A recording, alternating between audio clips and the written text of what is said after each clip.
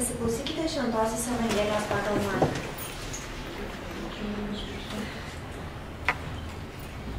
Tebebūdamas su mokiniais Galilėjoje, Jėzus jiems pasakė: Žmogaus sūnus bus atiduotas į žmonių rankas ir jie nužudys jį, o trečią dieną jis prisikels.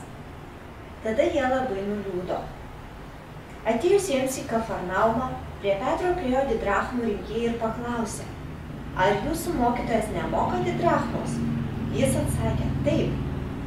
Kai parėjo į namus, Jėzus pirmas jį prakalbino: Kaip manai, Simonai, iš ko žemės karaliai ima muitą ar mokestį, iš savo vaikų ar iš svetimųjų? Jis atsakė: Iš svetimųjų. Jėzus jam tarė: Taigi vaikai laisvi. Tačiau, kad jų nepiktintume, nueik prie ežero, užmesk meškerę, paimk pirmą užkibusią žuvį, ją pražiodęs rasi staterą. Paimk jį ir atiduok jiems už mane ir už save.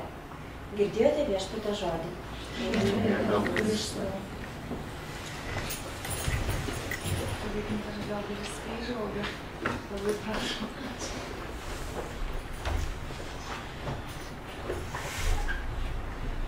Sveikas. Kai pradame vėlgi darbo savaitės su šventuoju raštu, mes esame Dievo tauta, kuri laukiame Jėzaus pažado išsipildymo. Kaip sakė, kad laimingi tarnai, kurie manęs lauks budintis, nepražiopsos mano atėjimo meto, o kada jisai ateis garbėje, mes nežinome. Bet tas yra svarbumas, kad mes vykdytumėm tą Kristaus paliepimą, kad neužmigtumėm, netaptumėm mieguisti, neplautumėm pasroviui, o budėtumėm ir lauktumėm jo. O ką reikia daryti, kada laukiame? Gyventi. Kaip gyventi? Ir štai Jėzaus tas palinkėjimas mums yra, kad skaitykite šventą raštą, kuriame yra sukaupta, sakom, dieviška išmintis. Dievui žmogus rūpi ir nori kai kuriuos principus perteikti. Tai mes tą ir darom, skaitome ir prašome, kad ta Kristaus palikta dvasia arba duodama šventoji dvasia padėtų mums gerai interpretuoti, ką perskaitom, kaip suprantame ir kaip tada pritaikome dabarčiai. Turim būti kūrybingi ir kurie nesenai mokytės mokykloje, analizės ir interpretacijos būdas, kad tu galėtum kūrinį suvokti, suprasti, ką autorius norėjo pasakyti, kokios vertybės jam buvo svarbios, kokioje aplinkoje jisai tą darė, kokia išliekamoji vertė. Tai mes meldžiame, kad šventoji dvasia tą meilės pažinimo išminties dvasia irgi padėtų mums susigaudyti. Štai šiandien tas Evangelijos pamokymas yra susietas su mokesčiais. Ir mes žinome, kad kasdienybėje mums mokesčių tema yra labai svarbi. Ir jaučiame kiek daug skirtingų nuomonių apie mokesčių sistemą, ar jinai yra teisinga, ar jinai nėra iškreipta, ar valstybė ne per daug prašo iš savo piliečių, ar tada atiduoda iš tikrųjų teisingai, perskirstydama pagal padorius principus, ar vėl ten kokie nors užkulisai, kurie paskui nukreipia mūsų mokesčių mokėtojų visų pinigus ne taip. Ir kaip girdite, tas vokelių mokėjimas arba nenoras mokesčių valstybei mokėti yra gana įprastas reiškinys ir Lietuvoje, ir daugelį kitų valstybių. Bandymas išsisukti, bandymas atsiskaityti grynais pinigais.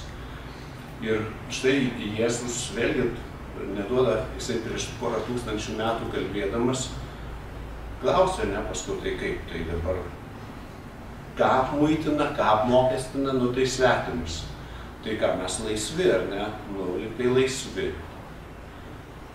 Bet sako, kadangi yra tvarka tokia, tai nueik Petrai, pagauk tą žuvį, išimsi ten, rasi pinigą ir atiduosi.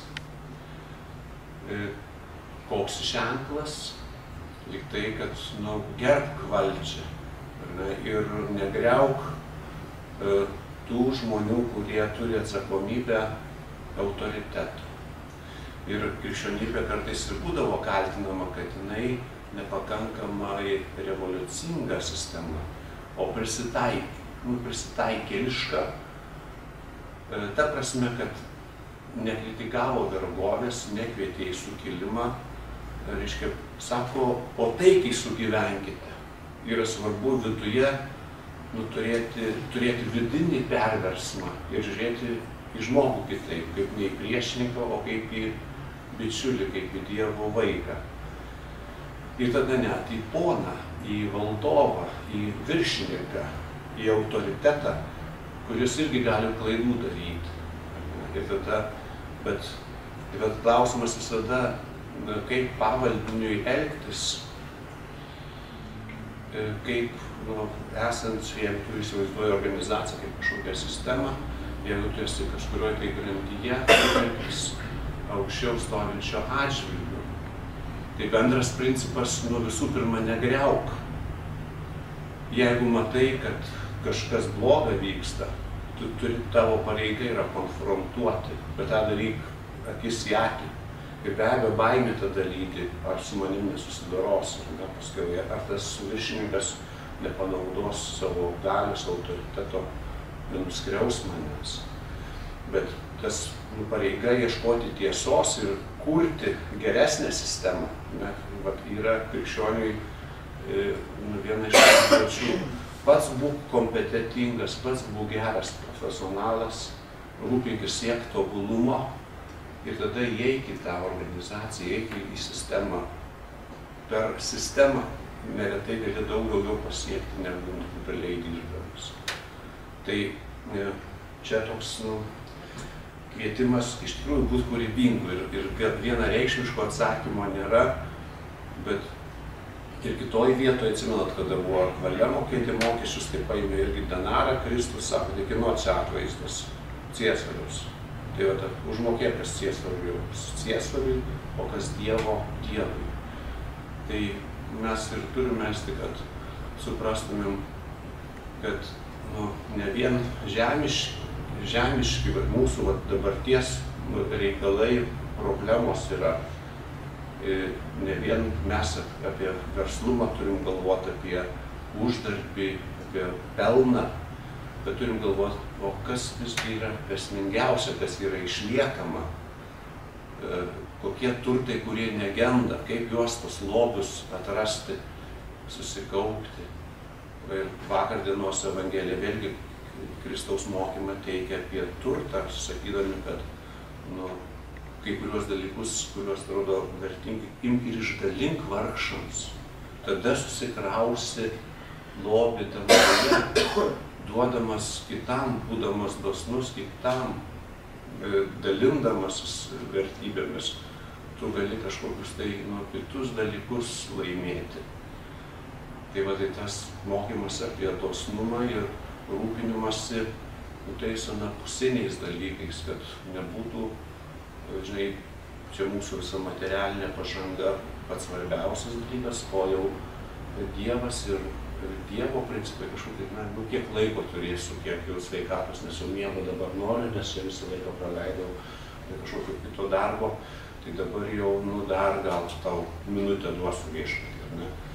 Tai tas sakomas, pažiūrėk į mane, tai kas Dievo Dievui, kas Ciesoriui.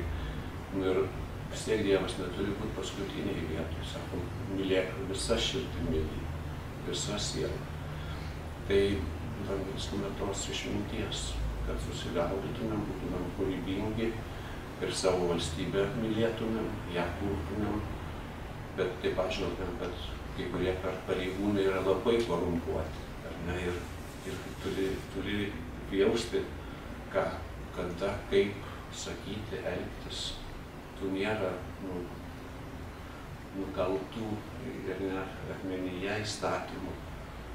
Tai melskime, kad būtumėm geri žmonės, padorūs piliečiai ir kurie kuriame, kad mūsų aplinkoje būtų geriau gyventi.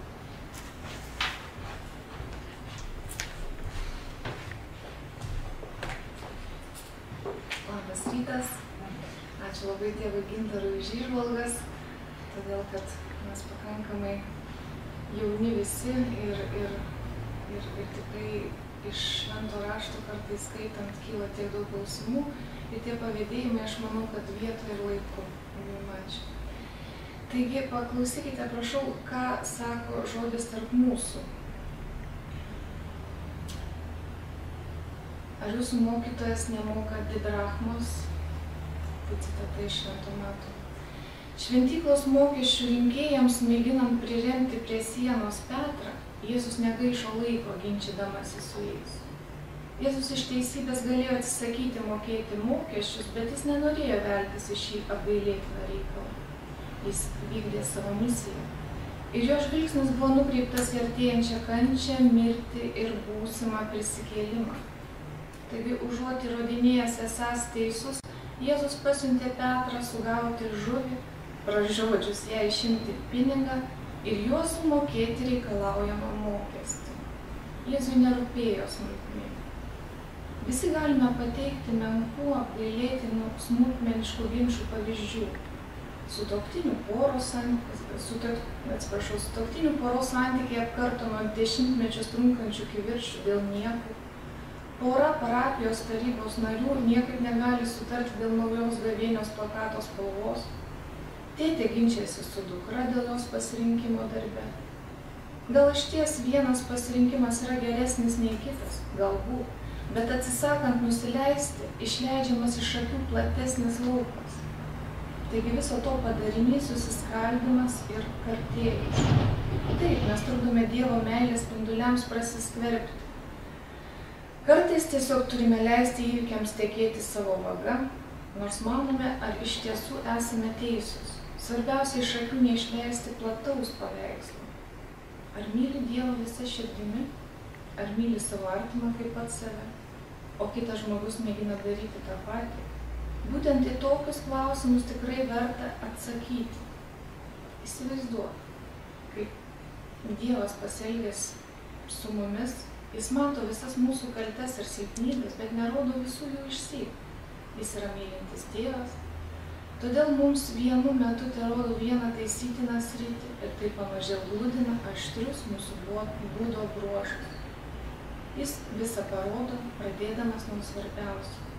Galbūt tie šventyklos mokesčių rinkėjai vėliau priėmė Evangeliją, nes Jėzus nesidavė įtraukiamas į ginčus. Tad susitelkime į tai, kas svarbiausia, žiūrėkime meilės netgi tada, kai nesutinkame su kitų nuomonė, melskimės už tuos, su kuriais nesutarėme. Dievas nugludins aštrias briaunas ir visą išrūšiuos. Jėzau, dėkoju, kad tu esi man toks kantrus. Padėk man būti kantriam kitiems žmonėms, mokyk mane juos mylėti, užuot taisius. Tikiu, kad tu pasirūpinsi net menkiausiais dalykais. Gražūs žodžiai. Kadangi direktorė išvykusi, kviečiu visus pasimelsti už valstybės vadovus, už mūsų prezidentę, už direktorę, už tuos, kurie keliauja ir atostogauja. Prisiminkime kiekvieną savo artimą bičiulį, išėjusi anapilin. Taip pat už sergančius kviečiu melstis. Atrodo, paminėjau viską, kviečiu bendrai maldą.